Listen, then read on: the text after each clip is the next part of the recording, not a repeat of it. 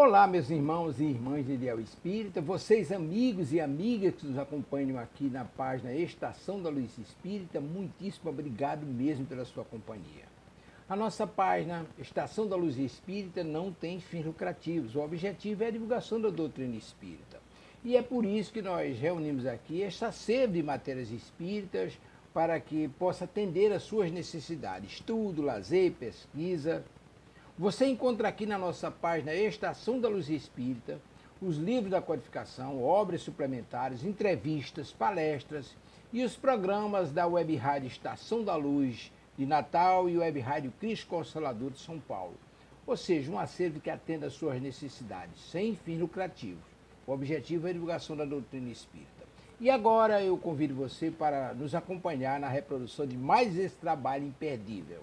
Muito obrigado mesmo pela sua companhia e vamos juntos. Vem, Tuta. Tuta, sai daqui.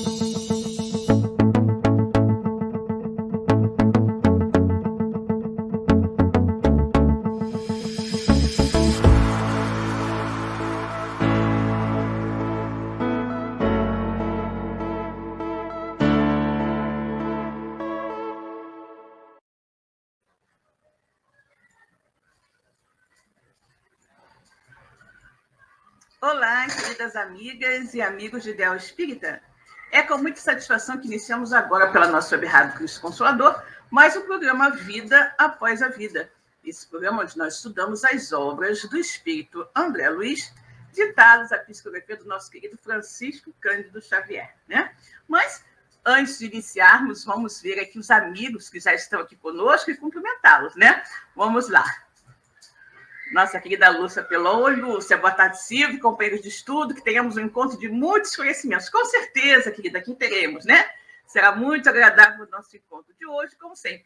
Bom, como nós sempre fazemos, né, antes de iniciarmos propriamente os nossos estudos, o nosso programa aqui da Web Rádio, nós fazemos uma prece, pedindo aos queridos amigos espirituais, que são os condutores da Web Rádio Cristo Consolador, que nos auxiliem na realização de mais um programa.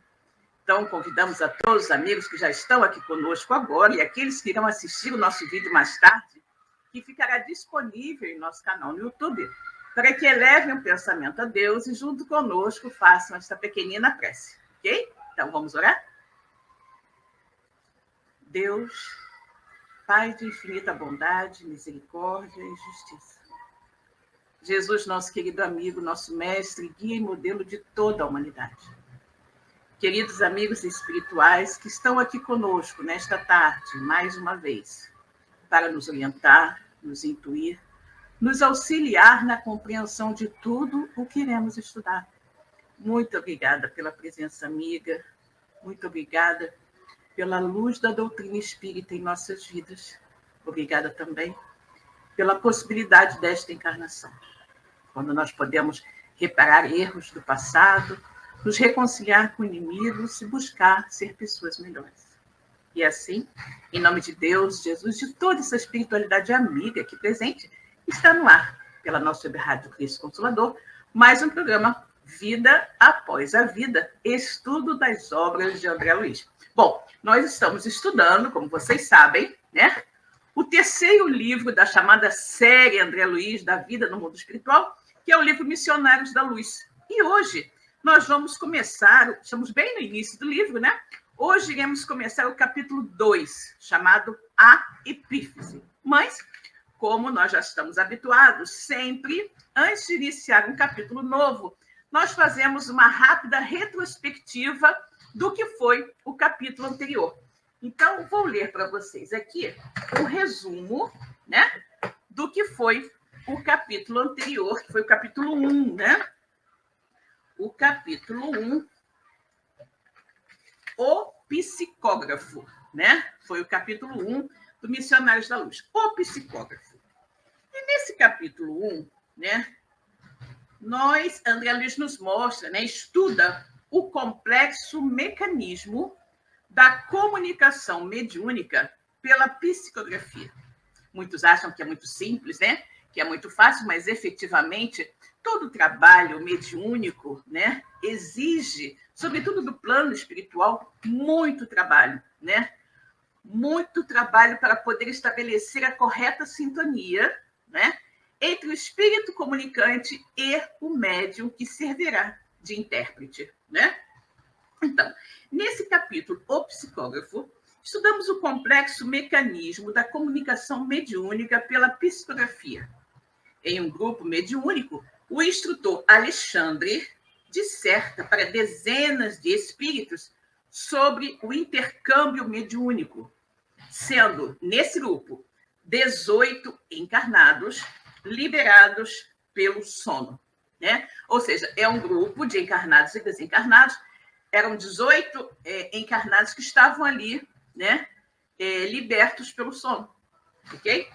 E ele continua. Todos participam atenciosos, emitindo raios luminosos que se expandem a 60 centímetros do corpo físico, os quais são aproveitados para os espíritos infelizes.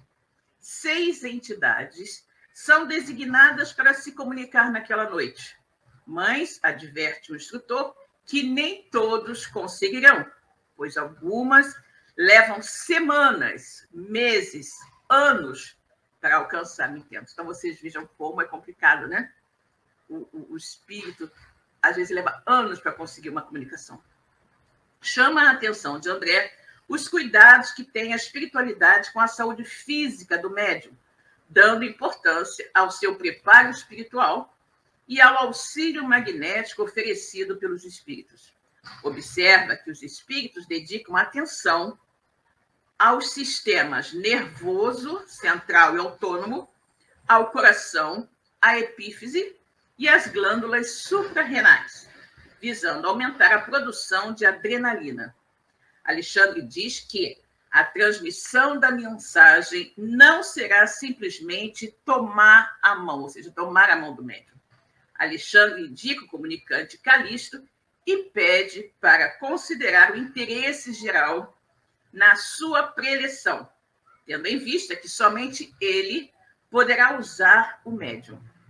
Calixto envolve o médium com o braço esquerdo e, com a mão direita, toca-lhe o centro da memória, quando se observa a fusão das irradiações mentais do médium e do espírito. Alexandre coloca a destra sobre o lobo frontal do medianeiro para evitar o quanto possível suas interferências na comunicação. Ok? Bom, esse foi o resumo do capítulo 1 do nosso livro, né? O Psicógrafo. E agora, então, vamos para o capítulo 2, né?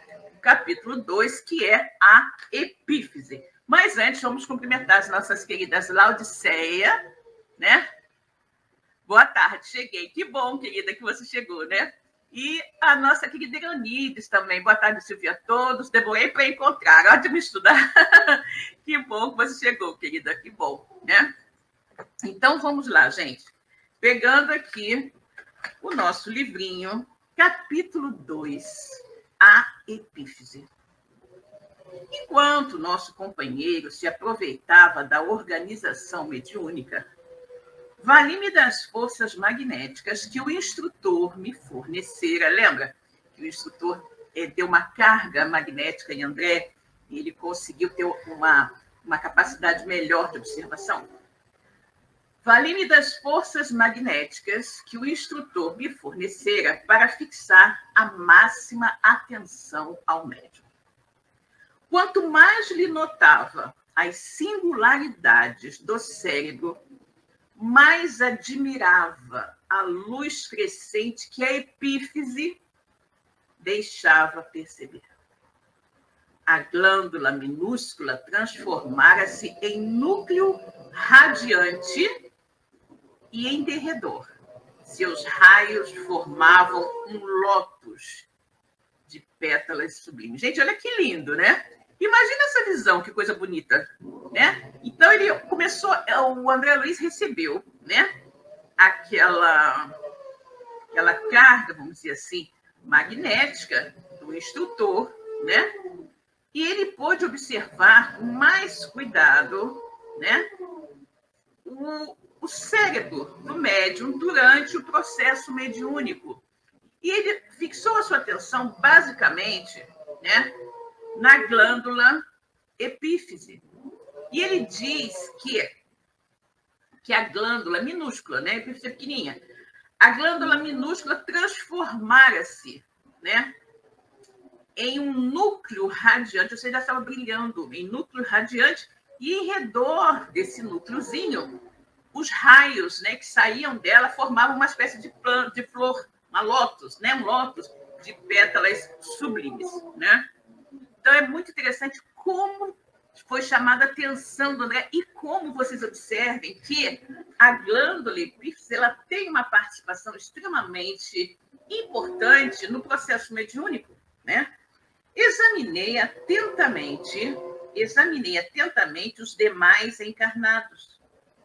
Em todos eles, a glândula apresentava notas de luminosidade, mas em nenhum brilhava como no intermediário em serviço. Né? Ou seja, em todos os que estavam ali, a glândula tinha uma certa luminosidade, né? Tinha uma certa luminosidade. Mas no médium que estava em comunicação com o plano espiritual, ela era muito mais intensa. Né? Sobre o núcleo, semelhante agora à flor resplandecente, caíam luzes suaves do mais alto. Reconhecendo eu que ali se encontravam em jogo vibrações delicadíssimas, imperceptíveis para mim. Né? Estudara a função da epífise nos meus apagados serviços de médico terrestre. Né? Então, ele diz que quando ele estudou medicina, né, na Terra, ele tinha estudado sobre a epífise. Né? Segundo os orientadores clássicos, circunscreviam-se suas atribuições ao controle sexual no período infantil. Não passava de velador dos instintos até que as rodas da experiência sexual pudessem deslizar com regularidade pelos caminhos da vida humana. Depois, decrescia em força, relaxava-se, quase desaparecia, para que as glândulas genitais a sucedessem no campo da energia plena. Então, vocês observem aqui que o André está, né? Que o André está aqui nos descrevendo como a medicina, né? Como a medicina terrestre interpreta, né? Interpreta a função, né? A função da epífise, né? Como uma glândula que tem por função meio que tolher, né? Velar, meio que apagar, né? As energias sexuais do espírito, né? Durante o período infantil. E ele diz que quando chega o momento, efetivamente, né, das energias sexuais começarem realmente a surgir, ele diz o que acontece. Essa glândula epífise começa a decrescer em força, né, relaxar a sua força e vai quase que desaparecendo, né? E as glândulas genitais tomam o seu lugar, assumindo energia plena. Esta é a visão da medicina terrestre a respeito da epífise, ou pelo menos era, né, na época que André Luiz estudou medicina. Minhas observações ali, entretanto, contrastavam com as definições dos círculos oficiais. Ou seja, o que André Luiz estava vivenciando ali, né? Testemunhando ali, em loco, vendo, né? A ação da epífise estava em contraste, né? Com o que ele efetivamente aprendera nos bancos da Faculdade de Medicina, né? A epífise tinha uma outra função mais importante, né? Como o recurso de quem ignora, né? Como o recurso de quem ignora, quem não sabe, né? É esperar pelo conhecimento alheio. Aguardei Alexandre para elucidar-me. né? Ele está falando, bom, eu não sei o que está acontecendo. Então, um recurso de quem não sabe é esperar que alguém que saiba me explique, né? É exatamente o que aconteceu. Então, ele diz, como recurso de quem ignora é esperar pelo conhecimento alheio, eu aguardei Alexandre para elucidar-me, findo o serviço ativo. Quando terminasse, Alexandre iria explicar para ele, né? Vamos cumprimentar a nossa querida Nora. Oi, Nora, tudo bom, querida? Que bom que você chegou, né? Boa tarde. E aí, né? Ele diz, passados alguns minutos, o generoso mentor acercava-se de mim. Não esperou que me explicasse. Conheço-lhe a perplexidade, ele falou para o André, né? Porque o André estava surpreso diante daquilo. Porque com os conhecimentos da medicina da Terra, a epífise não tinha nada a ver com o que estava acontecendo ali. Né? Eles nem sabiam que a epífise tinha essa função. Né? E aí ele fala, conheço-lhe a perplexidade. Também passei pela mesma surpresa no outro tempo. A epífise é agora uma revelação para você. Olha que fantástico, né? A epífise é agora uma revelação para você.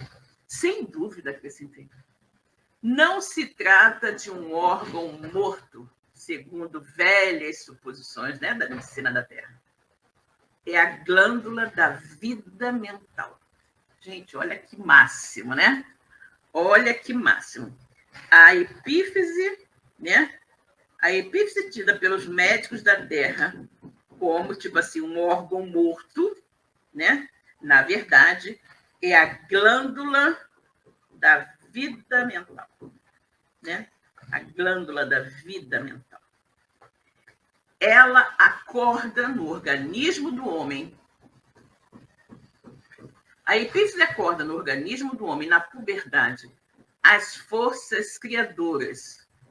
E, em seguida, continua a funcionar como o mais avançado laboratório de elementos psíquicos da criatura terrestre. O neurologista comum não a conhece bem. O psiquiatra devassar-lhe-á mais tarde os segredos. Os psicólogos vulgares ignoram-na.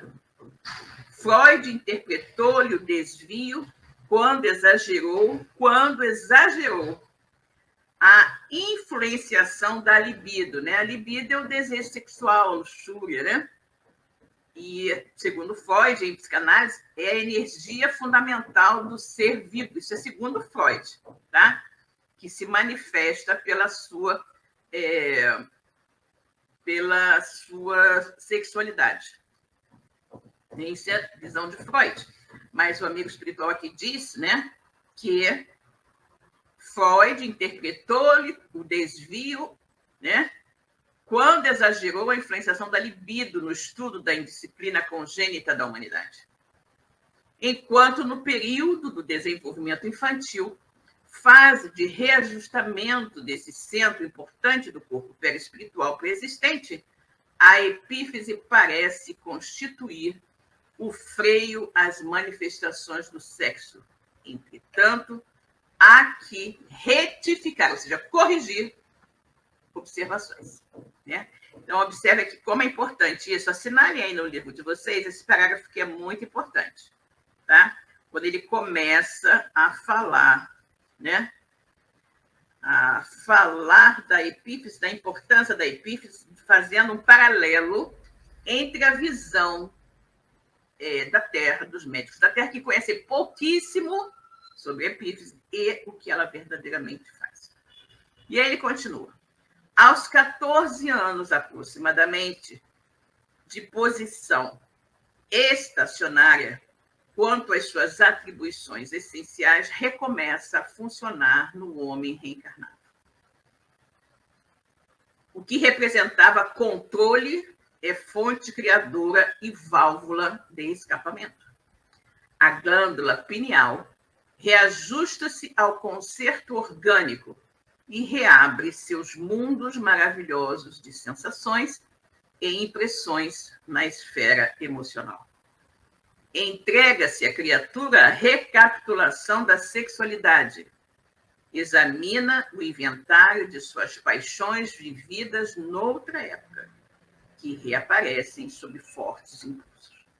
Olha que interessante também isso aqui, né? Aos 14 anos, aproximadamente, de posição estacionária, ou seja, depois de 14 anos em que a epífise está ali quietinha, né? Ela recomeça a funcionar, né? E isso representa o quê?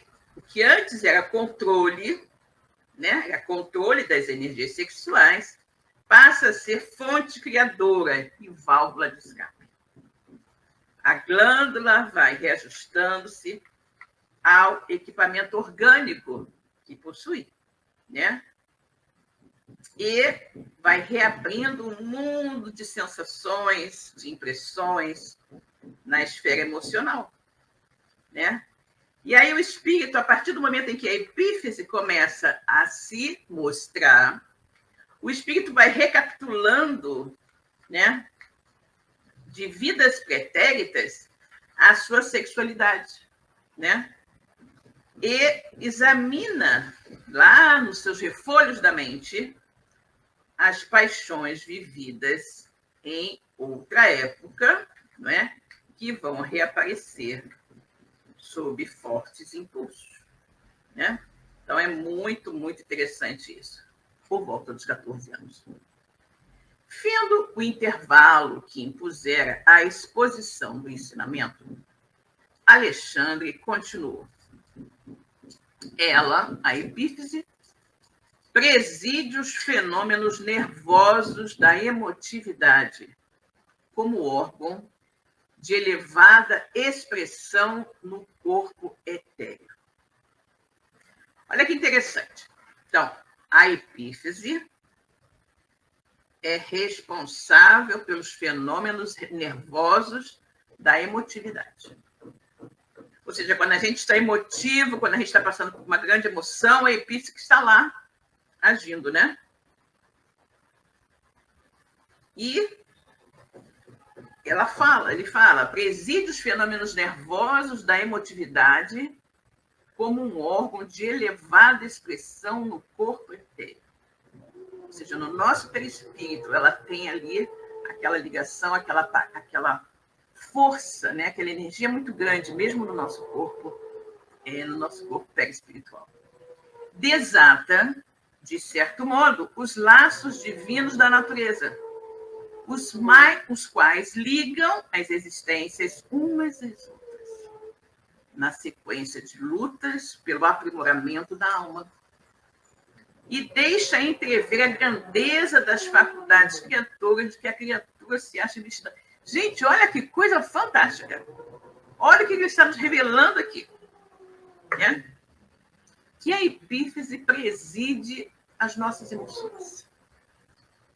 A epífise preside as nossas emoções. Né? É um órgão extremamente de elevada expressão no nosso corpo espiritual. A epífise, né, como ele coloca aqui, desata, de certo modo, os laços divinos da natureza. Esses laços que vão ligar as nossas existências uma à outra, na sequência das nossas experiências. Essas experiências que nós vamos tendo ao longo de diversos séculos, milênios, né? Que irão aperfeiçoar o nosso espírito. Né? E aí ele fala, deixa entrever a grandeza das faculdades criadoras de que a criatura se acha investida. Ou seja, a epífise, ao desatar, ao controlar as nossas emoções, os nossos sentimentos e ao acessar as nossas experiências pretéritas, interligando todas as nossas vidas e experiências, né? Ele coloca aqui uma coisa muito interessante, que ela mostra, né? Nos mostra a grandiosidade, né? A grandiosidade das nossas possibilidades, né? A grandiosidade da nossa capacidade criativa, né?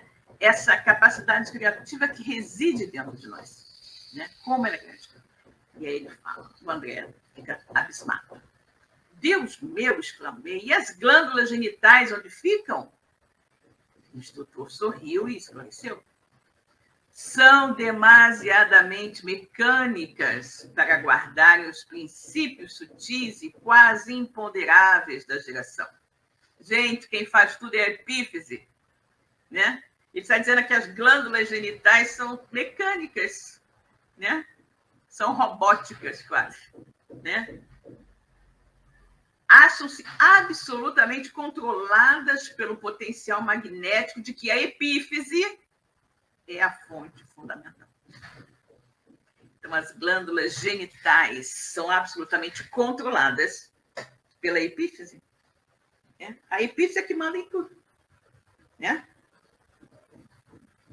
Acham-se absolutamente controladas pelo potencial magnético de que a epífise é a fonte fundamental. As glândulas genitais segregam os hormônios do sexo, mas a glândula pineal, se me posso exprimir assim, segrega hormônios psíquicos ou unidades força que vão atuar de maneira positiva nas energias geradoras.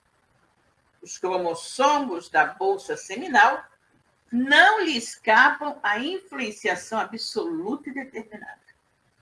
Gente, a epífise está no comando de tudo. Ela ali, pequenininha, né? Desconsiderada, mas é, com efeito, a rainha da coisa, né? A rainha dos sentimentos, aquela que domina os sentimentos e as emoções. Então, ele diz, as glândulas genitais segregam os hormônios do sexo, mas é a glândula pineal, né, que segrega hormônios psíquicos, unidades de força, que vão atuar de maneira positiva nas energias geradoras. Os cromossomos da bolsa seminal não lhe escapam à influenciação absoluta e determinada.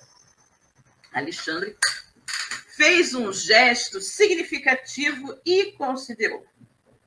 No entanto, não estamos examinando problemas de embriologia? Limitemo-nos ao assunto inicial e analisemos a epífise como glândula da vida espiritual do homem. Olha isso, gente, essa definição aqui da epífise. Analisemos a epífise como glândula da vida espiritual do homem.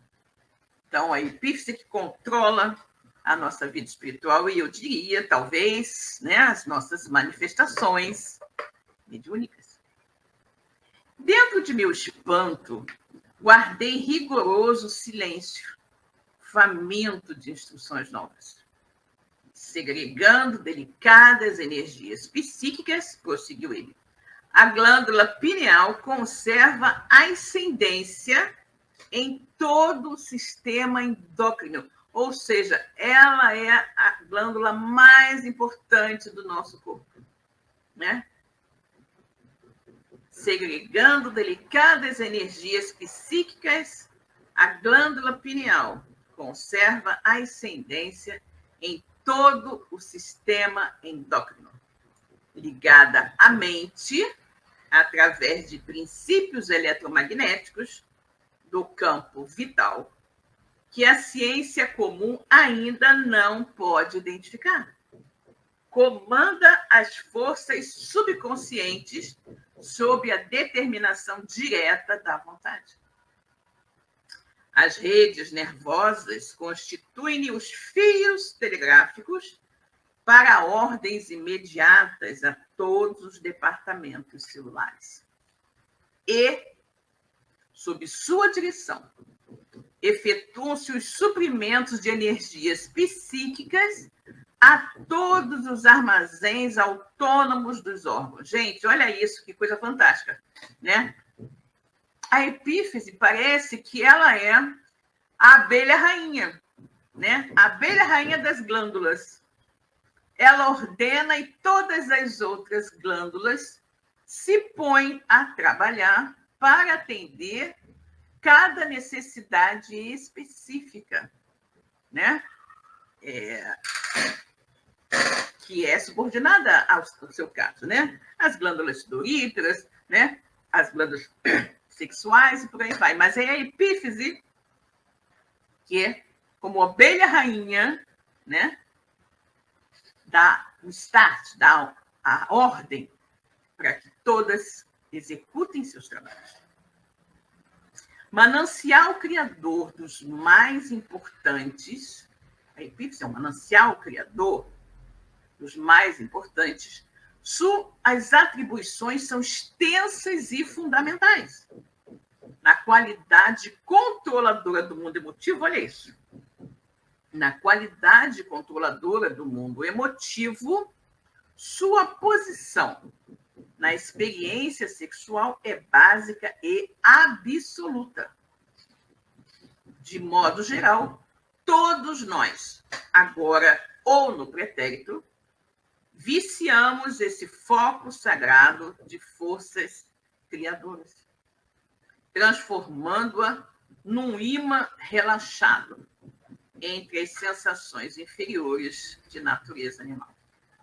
Olha só.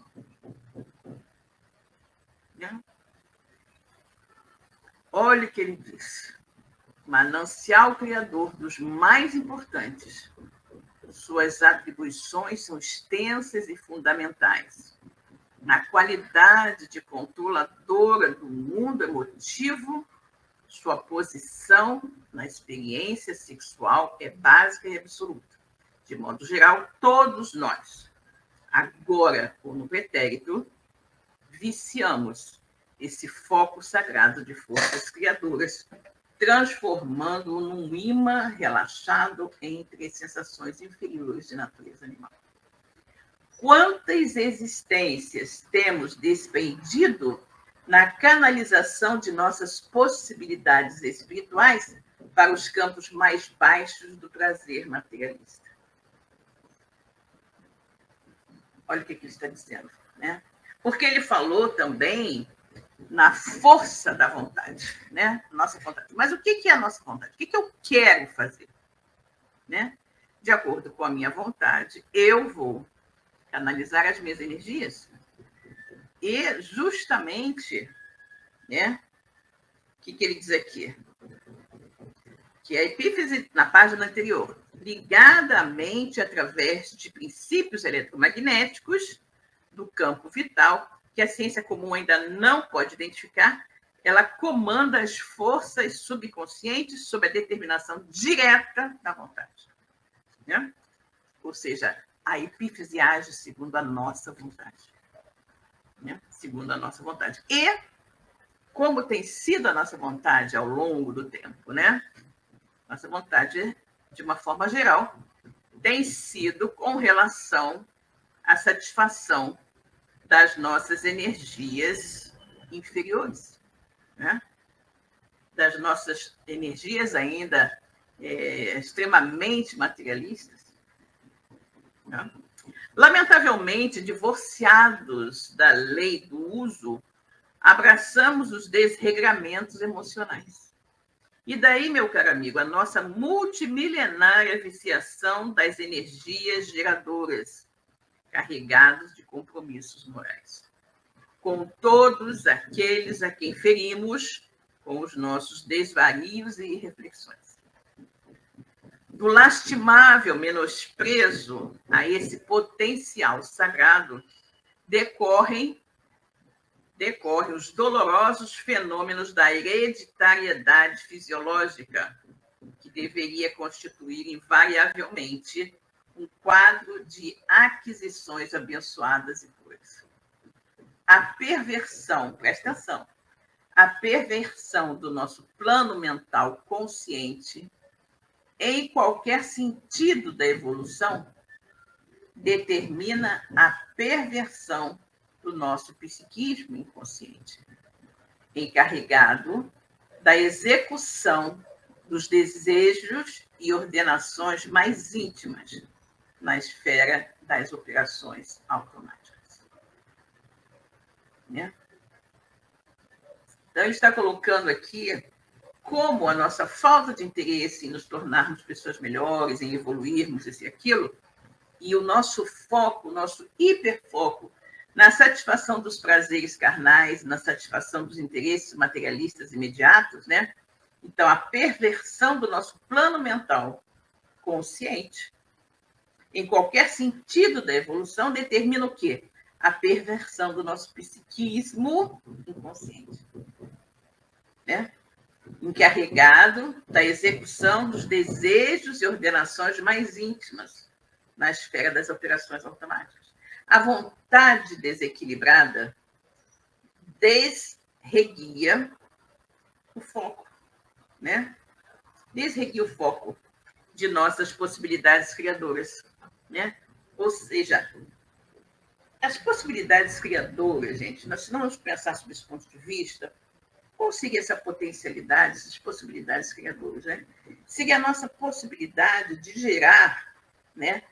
De gerar novos corpos físicos com o objetivo primordial, que é dar oportunidade de uma nova existência a espíritos, para que o processo evolutivo não cesse, né?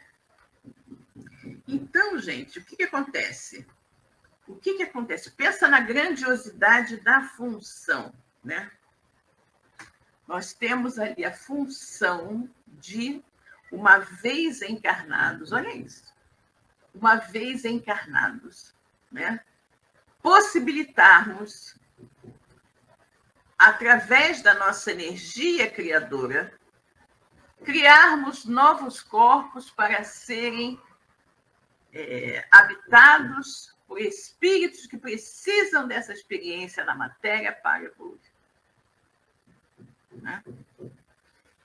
Então, vocês entendam como, de uma certa forma, a função geradora, criadora de novo corpo é muito mais sublime do que possamos imaginar. Né? Se nós temos consciência de sermos uma grande família universal, todos filhos do mesmo pai, né? Todos objetivando o mesmo fim, que é chegar à condição de espíritos puros, é óbvio, né, que o auxílio que o espírito que está aqui encarnado pode oferecer a outros espíritos, né, em reconhecimento à bondade do Pai Excelso, que lhe deu a possibilidade de reencarnar, é oferecendo corpos físicos para outros espíritos que, assim como ele, buscavam também a oportunidade de uma nova reencarnação. Só que o que acontece? Essa energia criadora, que naturalmente está vinculada às energias sexuais, né? Ela é, digamos assim, canalizada para outro objetivo, que é o objetivo primordial, o objetivo imediato, né, da satisfação dos desejos carnais, dos desejos materialistas. Né? Então, isso que ele está colocando aqui. Né? Que ele está colocando aqui. A vontade desequilibrada desregula o foco de nossas possibilidades criadoras. Daí procede a necessidade de regras morais para quem, de fato, né? Para quem, de fato, se interesse pelas aquisições eternas nos domínios do espírito. Né? A epífise não regula as nossas emoções, né? Então, ele diz que ela procede da necessidade de regras morais para aqueles que, de fato, se interessem, né, pelas aquisições eternas e morais, né, do espírito. Renúncia, abnegação, continência sexual, e disciplina emotiva não representam meros preceitos de feição religiosa, né?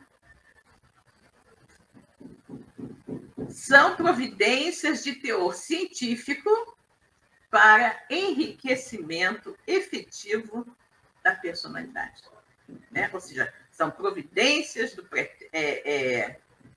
de teor científico para enriquecimento efetivo da nossa personalidade. Nunca fugiremos à lei divina, cujos artigos e parágrafos do sistema legislador abrangem o universo. Ninguém enganará a natureza, isso eu canso de dizer, né? Ninguém vai enganar a natureza. Centros vitais desequilibrados obrigarão a alma à permanência nas situações de desequilíbrio. Não adianta, né? Não adianta alcançar a morte física. Não adianta alcançar a morte física exibindo gestos e palavras convencionais se o homem não cogitou do burilamento próprio. Gente, exatamente, né? É algo que nós temos sempre que recordar. O homem, de uma forma geral, né, ele sabe como será, né? Sabe como será, de repente, a vida depois da vida, né? Mas ele, de uma certa forma, talvez não queira enfrentar esta realidade. Mas onde ele estará, de fato, diante dos seus erros e diante da necessidade de corrigi-los. Então, é mais fácil dizer, né, numa visão materialista, que, morreu, né? Não tem mais condição nenhuma. Óbvio que isso não é assim, né? E é ao pesquisador, né? Aquele que está ali buscando entender, né? Como no caso ali de André, que nós temos que anexar essa explicação fantástica, né? Então ele diz: não adianta alcançar a morte física exibindo gestos e palavras convencionais se o homem não cogitou do burilamento do espírito. A justiça que rege a vida eterna jamais se inclinou. É certo que os sentimentos profundos do extremo instante do espírito encarnado cooperam decisivamente nas atividades de regeneração, além do túmulo, mas não representam a realização precisa. É? Ou seja,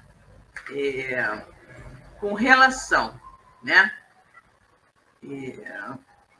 aos espíritos desencarnados, né, o que ele diz aqui, o instante extremo do espírito, né, as atividades, né, de regeneração, né, para eles são importantes, né, são importantes, que ele se conscientize disso, mas não é o mais importante, efetivamente.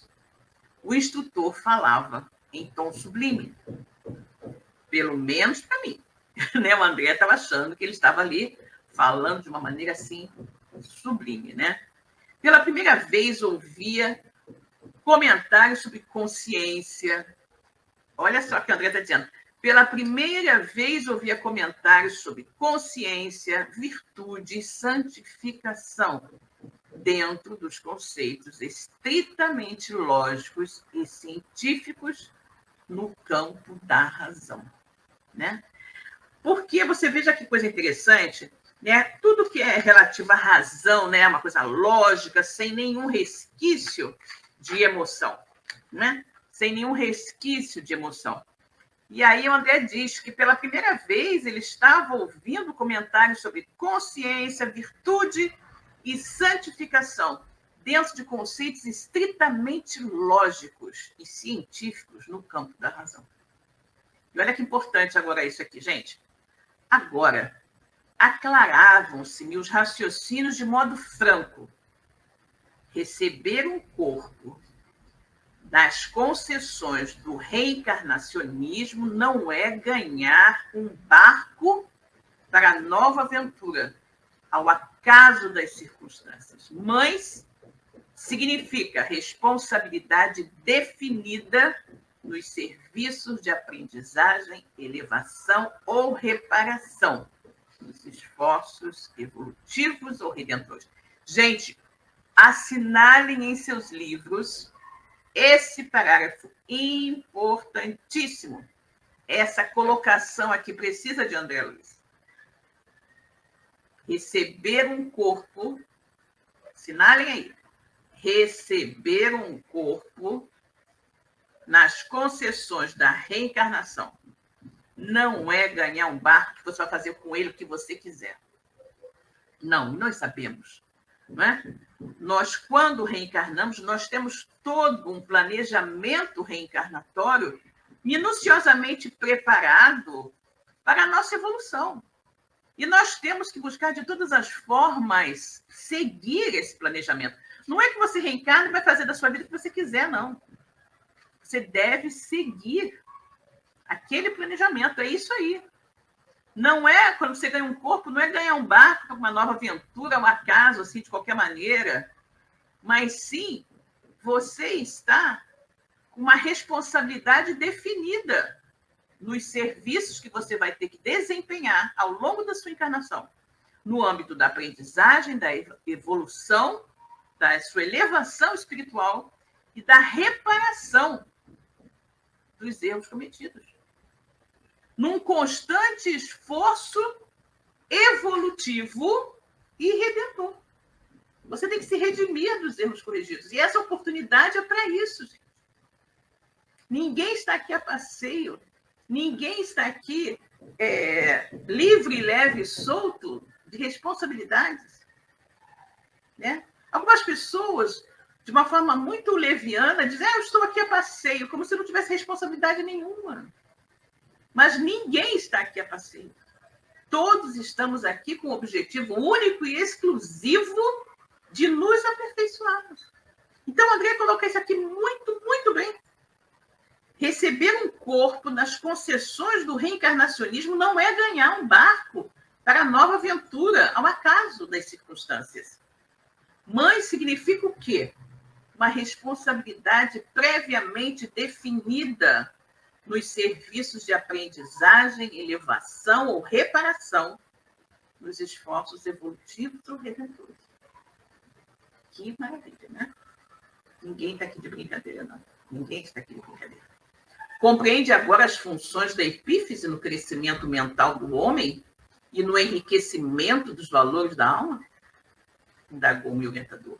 Sim, respondi, sob impressão forte.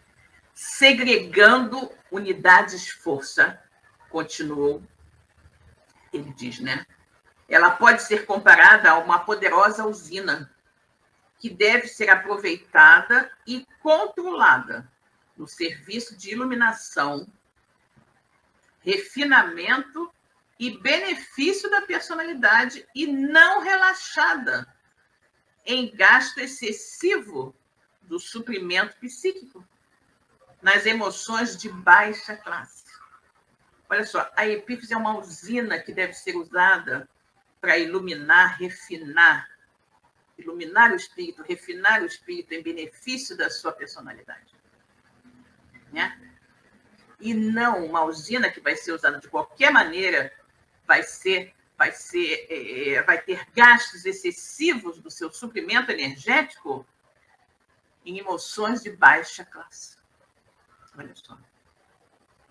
Refocilar-se, né? Refocilar-se, ou seja, recriar-se no charco, né? Ela é como se fosse uma pocilga de um porco, né? Refestelar-se na lama, né? No charco. Refocilar-se no charco das sensações inferiores, a maneira dos suínos, é retê-la nas correntes tóxicas dos desvarios de natureza animal. Ou seja, a epífise controla os nossos sentimentos e emoções. Quando nós utilizamos, e esses sentimentos e emoções devem ser todos voltados para a nossa evolução, para o nosso crescimento, para o nosso aprimoramento, para o nosso burilamento. Quando nós colocamos os nossos sentimentos e emoções a serviço, né, de emoções inferiores, materialistas, baixas, acelvajadas, ele diz que é como nós estarmos, né, nos refocilando numa pocilga onde ficam os porcos. Né?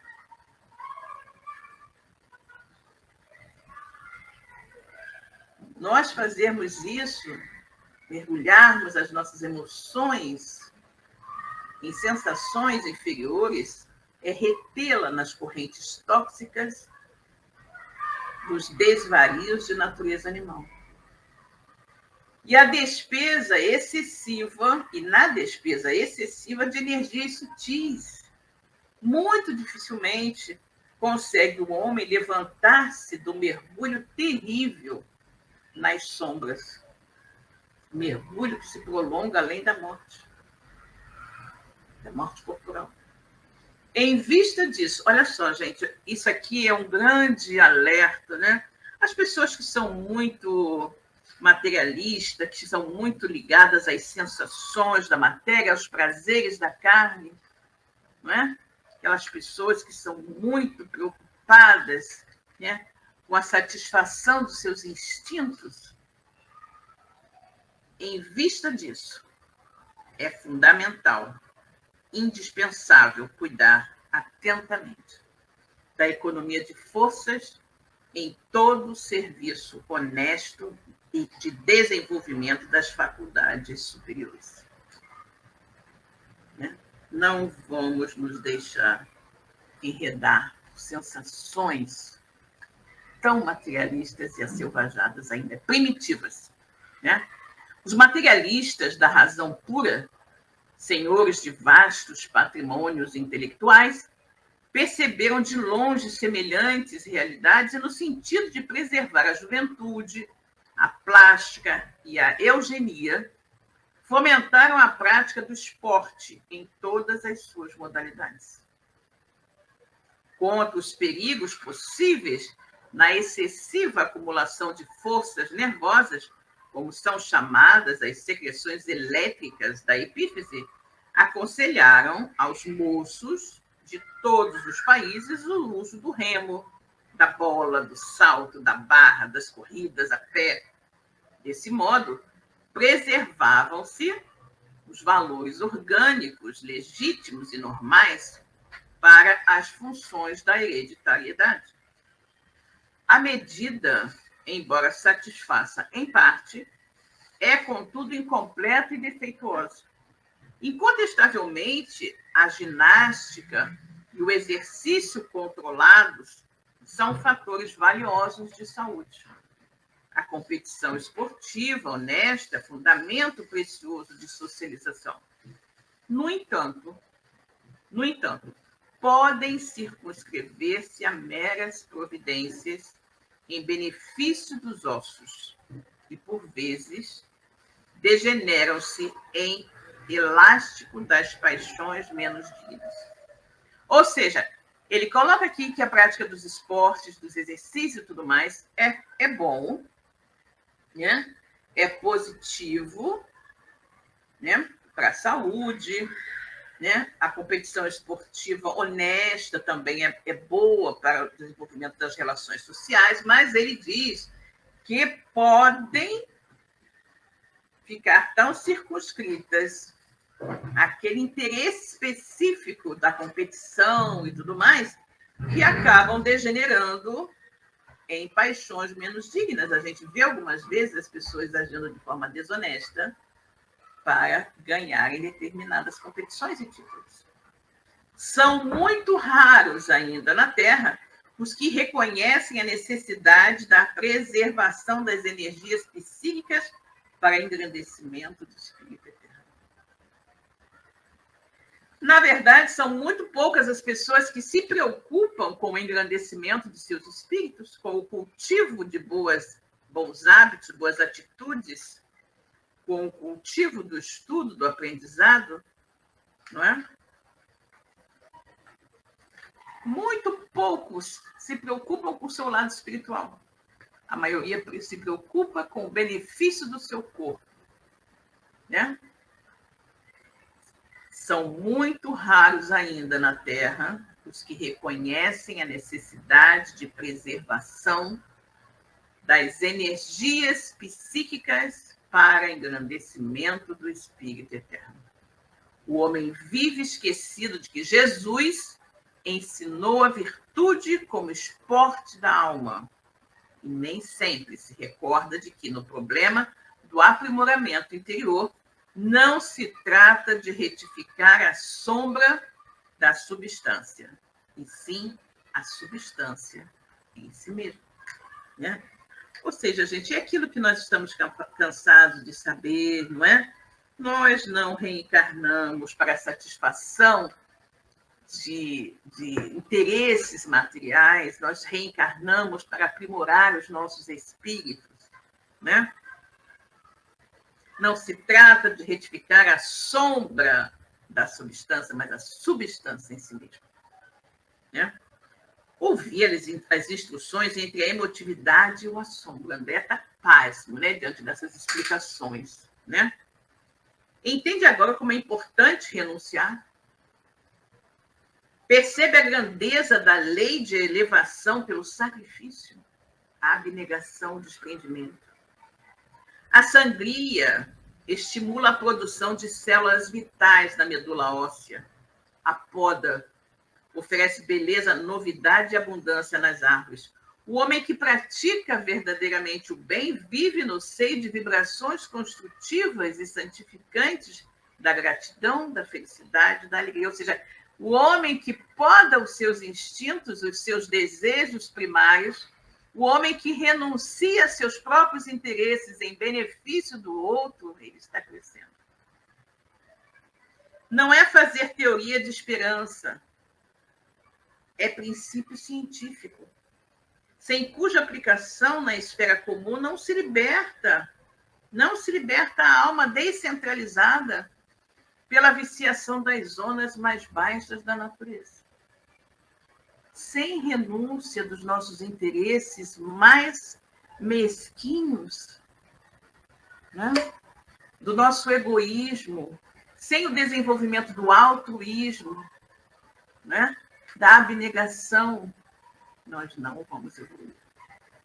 E por que observasse que as instruções lhe tomavam demasiado tempo, Alexandre concluiu: de acordo com as nossas observações, a função da epífise na vida mental é muito importante, né?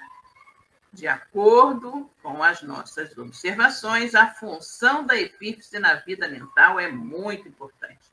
Sim, considerei. Compreendo agora a substancialidade de sua influenciação no sexo e entendo, igualmente, a dolorosa e longa tragédia sexual da humanidade. Olha isso, gente. Percebo nitidamente o porquê dos dramas que se sucedem ininterruptos, as aflições que parecem nunca chegar ao fim, as ansiedades que esbarram no crime, o cipoal do sofrimento envolvendo lares e corações. E o homem sempre disposto a viciar os centros sagrados da sua personalidade. Conclui Alexandre solenemente. Sempre inclinado a contrair novos débitos, mas dificilmente decidido a retificar ou pagar. Compreendo. E asilando certas dúvidas, André exclamou: não seria, então, mais razoável? O orientador cortou-me a palavra e esclareceu: já sei o que deseja indagar. E sorrindo, você pergunta se não seria mais interessante encerrar todas as experiências do sexo, sepultar as possibilidades do renascimento carnal. Semelhante indagação, no entanto, é improcedente. Ninguém deve agir contra a lei. O uso respeitável dos patrimônios da vida, a união enobrecedora, a aproximação digna, constitui o programa de elevação. É, portanto, indispensável distinguir entre harmonia e desequilíbrio, evitando o estacionamento em desfiladeiros fatais. Ditas essas palavras, Alexandre calou-se como orientador criterioso que deixa ao discípulo o tempo necessário para digerir a lição. Ou seja, o que ele nos coloca aqui, gente, não é efetivamente a eliminação das atividades sexuais, não é? A eliminação das atividades sexuais não é isso, mas é, né, exercê-las com consciência, né? Exercê-las com consciência é o que ele coloca aqui, né? O uso respeitável dos patrimônios da vida, a união enobrecedora, a aproximação digna constitui um programa de elevação. É normal. É indispensável, importante é distinguir entre harmonia e desequilíbrio, não é? Evitando o estacionamento em desfiladeiros fatais nos planos inferiores, né? Ou seja, não é um problema. A questão sexual não é um problema, desde que nós, né, tenhamos equilíbrio e não façamos disso, né, um motivo de excessos, né? Excessos que vão nos levar a uma condição, né, primitiva do uso das energias criadoras, né? Bem, meus queridos, chegamos ao final, né? Final do nosso estudo de hoje, né? Seguimos um pouquinho, mas concluímos o nosso capítulo sobre epífise, né? Na próxima semana iniciaremos o capítulo número 3, chamado Desenvolvimento Mediúnico, né? Então, vamos aqui, uníssono, desejando boa noite. Tenham todos uma noite de paz, com certeza, querida, para você também. Desejamos a todos, não é? Uma excelente noite, muita paz, com muitas reflexões sobre essa temática tão boa. Recomendo àqueles que desejarem, né, se aprofundar um pouquinho mais, que releiam esse capítulo, né, e meditem sobre as considerações que foram colocadas aqui nessa tarde, ok? Então, uma boa noite para todos, fiquem com Deus e até a próxima semana. Tchau!